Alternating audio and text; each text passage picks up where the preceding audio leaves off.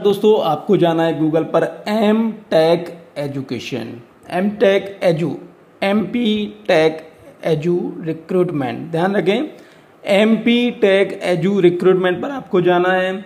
जैसे आप इस पर क्लिक करेंगे तो आपके सामने ये एक फोल्डर ओपन हो जाएगा और इसमें आपको यहाँ पर क्लिक करना है। डाउनलोड करने हेतु क्लिक करें, आपको यहाँ पर क्लिक कर देना है। जैसे आप इस पर क्लिक करेंगे तो आपके सामने ये पूरा ओपन हो जाएगा। अब इसको हम देख लेते हैं कि क्या बोला गया है इसमें, और भी कुछ चीजें बता देते हैं आपको।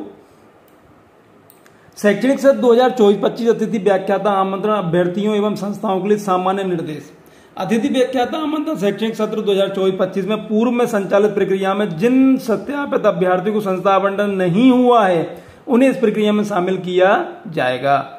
पूर्व में अतिथि व्याख्याता आमंत्रण प्रक्रिया में जिन अभ्यर्थियों ने अपने दस्तावेजों का सत्यापन नहीं कराया है वे दस्तावेजों का सत्यापन करवाकर प्रक्रिया में शामिल हो सकते हैं। यानी वो लोग शामिल हो सकते हैं जो पहले नहीं हो पाए हैं। पूर्व में अतिथि व्याख्याता आमंत्रण प्रक्रिया में जिन अभ्यर्थियों को संस्था आवंटन जारी किया गया था किंतु उनके द्वारा संस्था रिपोर्टिंग नहीं की गई, ऐसे अभ्यर्थी को भी इस चरण की प्रक्रिया में भाग लेने हेतु पुनः आवेदन प्रस्तुत कर सत्यापन इत्यादि कार्रवाई पूर्ण करना होगी।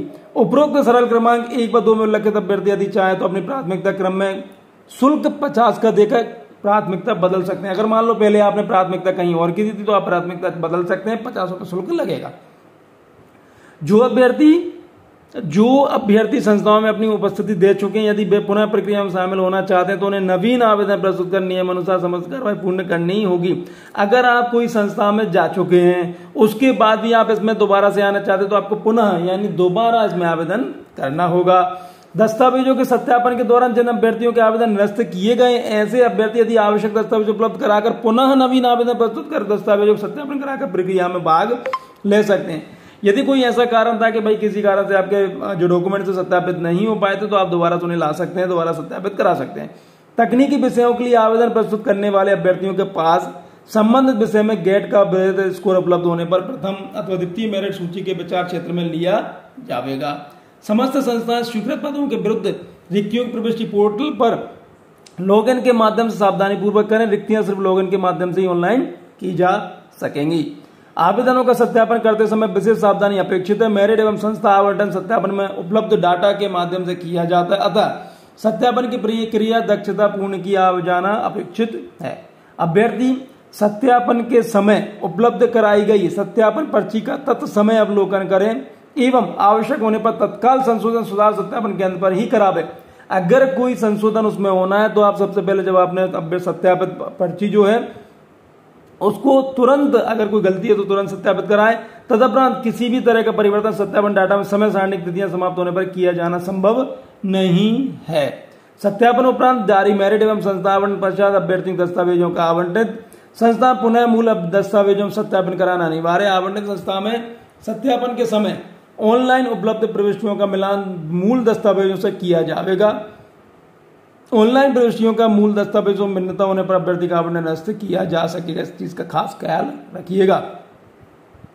अभ्यर्थियों के परीक्षा परिणाम ग्रेड प्रक्रिया में शामिल किए गए हैं तब यह जवाबदेही अभ्यर्थी की होगी कि वह ग्रेड में से अंकों प्रतिशत परिवर्तन का वैधानिक साक्ष्य प्रस्तुत कर अपना सत्यापन प्रक्रिया अनुसार करावे।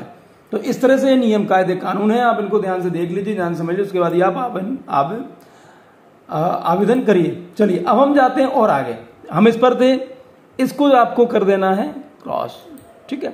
अब आपके सामने यहाँ के rule book, department qualification mapping, diploma vacancy, engineer vacancy.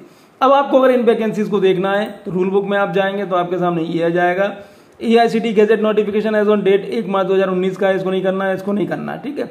अब इस पर आएंगे department.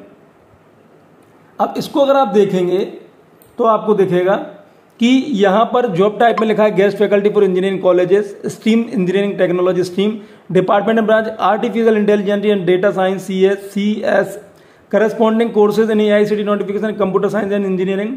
Minimum qualification ME, MTech, MS और integrated MTech। Relevant appropriate nomenclature of UG degree, इनके नाम ये दिए गए हैं। Relevant and appropriate nomenclature of PG degree, ये UG डिग्री के लिए, PG डिग्री के लिए। जब आप इसमें देखेंगे सीरियल नंबर तो ये इसमें सीरियल नंबर मैं आपको एक साथ बढ़ा के बता देता हूँ कि बहुत बड़ी है ये, तो आपको दिखेंगे इसमें आप देखेंगे तो एक साथ कर देता हूँ, जैसे आपको एक साथ ये देख लीजिए 68 guest faculty for polytechnic college. इस तरह से आपको इसमें भी आप आ सकते हैं, देख सकते हैं मैपिंग रिपोर्ट में। ठीक है, अब हम दूसरी जगह जाते हैं। अब आपको देखना है डिप्लोमा वैकेंसी। डिप्लोमा वैकेंसी पे आप क्लिक करेंगे, ये ओपन हो गया है। अब देखिए जॉब टाइप में guest faculty for polytechnic colleges, stream में अप्लाइड वीडियोग्राफी है, बहुत सारी दी हुई है। कॉलेजेस में कौन से कॉलेज में वैकेंसी है, एसवी पॉलिटेक्निक कॉलेज भोपाल। अब आप यहाँ पे देखिए, यहाँ पर आपको पूरी डिटेल दिख जाएगी, डिपार्टमेंट, ब्रांच, डिजिग्नेशन, वैकेंसीज कितनी दी है यहाँ पर आप देख लीजिए। धीरे धीरे आप इसको देखिए।